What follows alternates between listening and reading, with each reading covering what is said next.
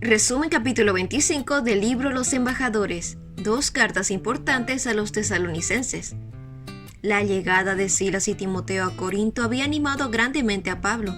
Le trajeron buenas noticias de la fe y amor de quienes habían aceptado el Evangelio en Tesalónica. Estos creyentes habían permanecido fieles en medio de la prueba y la adversidad. Él anhelaba visitarlos, pero como le era imposible, les escribió: Hermanos, en medio de todas nuestras angustias y sufrimientos, ustedes nos han dado ánimo por su fe. Muchos en Tesalónica habían abandonado a los ídolos y recibieron el mensaje, a pesar del gran sufrimiento que les trajo, y sus corazones estaban llenos de la alegría que infunde el Espíritu Santo. En su fidelidad eran ejemplo para todos los creyentes de Macedonia y de Acaya.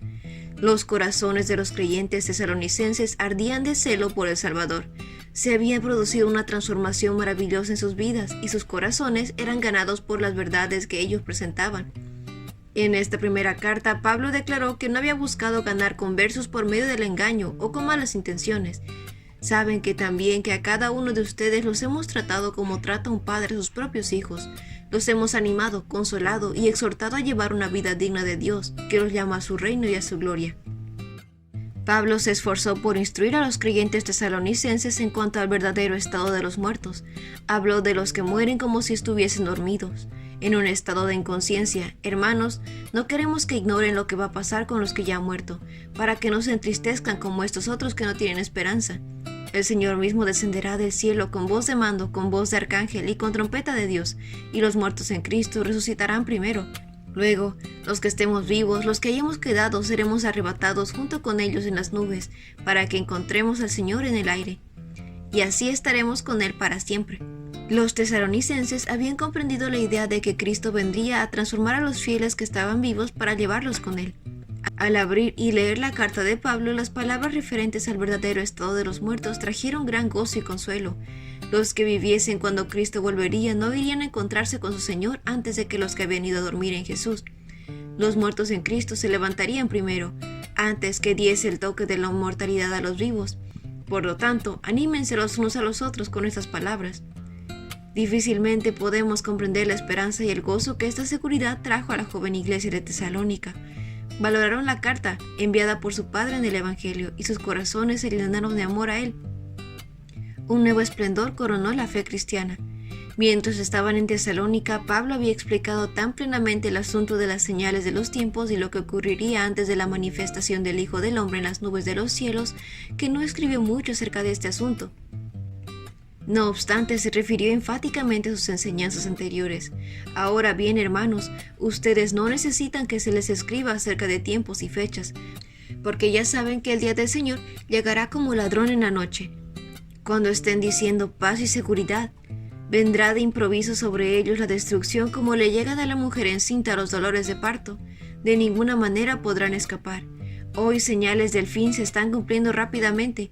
Pablo enseña que es pecaminoso ser indiferentes ante las señales que predecirán la segunda venida de Cristo. A los culpables de esto los llama hijos de las tinieblas. Nosotros que somos del día, por el contrario, estemos siempre en nuestro sano juicio, protegidos por la coraza de la fe y del amor, y por el casco de la esperanza de la salvación.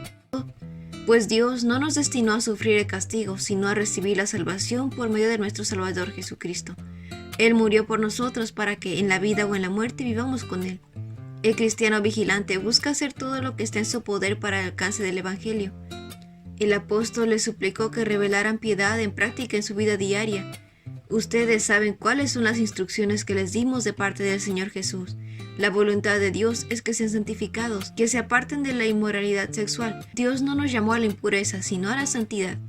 El deseo del apóstol era que pudiesen conocer más a Jesucristo. Una de las más fuertes evidencias de la verdadera conversión es el amor a Dios y a los hombres. Y a todos, tal como nosotros los amamos a ustedes, que los fortalezca interiormente para que, cuando nuestro Señor Jesús venga con todos sus santos, la santidad de ustedes sea intachable delante de nuestro Dios y Padre. Los apóstoles advirtieron a los tesalonicenses que no despreciaran el don de profecía. Ordenó que diferenciaran cuidadosamente lo falso de lo verdadero, y cerró su carta con la oración a Dios para que los santificara completamente, para que en espíritu, alma y cuerpo ellos fueran guardados irreprochables para la venida de nuestro Señor Jesucristo. Así lo hará. Algunos de los hermanos tesalonicenses entendieron que Pablo había expresado la esperanza de que él mismo fuera testigo presencial del advenimiento del Salvador, y esto aumentó su entusiasmo y excitación.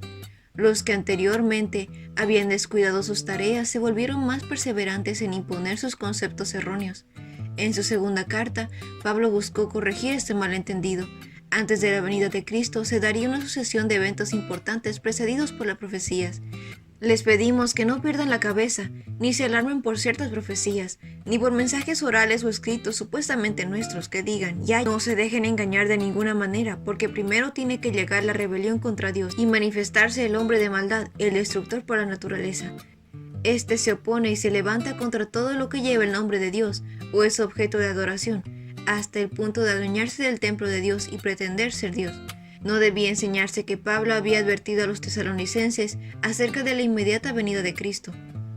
Las pruebas que recaerían sobre la iglesia verdadera serían terribles. El ministerio de la maldad ya había comenzado a trabajar.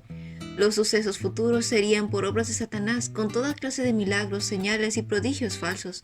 Con toda perversidad engañarían a los que se pierden. Declaró que todos aquellos que deliberadamente rechazan la verdad, Dios permite que, por el poder del engaño, crean en la mentira. Dios retira su espíritu y los deja a merced de los engaños que aman. Así bosquejó Pablo la obra del poder del enemigo, que continuaría a lo largo de los siglos de la oscuridad y persecución antes de la segunda venida de Cristo. Así que, hermanos, sigan firmes y manténganse fieles a las enseñanzas que oralmente por carta les hemos transmitido. Que nuestro Señor Jesucristo mismo y Dios nuestro Padre, que nos amó y por su gracia nos dio consuelo eterno y una nueva esperanza, los anime y les fortalezca el corazón, para que tanto en palabra como en obra hagan todo lo que sea bueno, que el Señor los lleve a amar como Dios ama y a perseverar como Cristo perseveró. Pablo concluyó esta carta con una oración para que en medio de las preocupaciones y las pruebas de la vida, la paz de Dios y la gracia del Señor Jesucristo fueran su consuelo y sostén. Y este fue el resumen del capítulo 25 del libro Los Embajadores. No olvides compartir este resumen con tus compañeros de clase o con otras personas que tú creas que puedan necesitar este resumen. Nos vemos la próxima.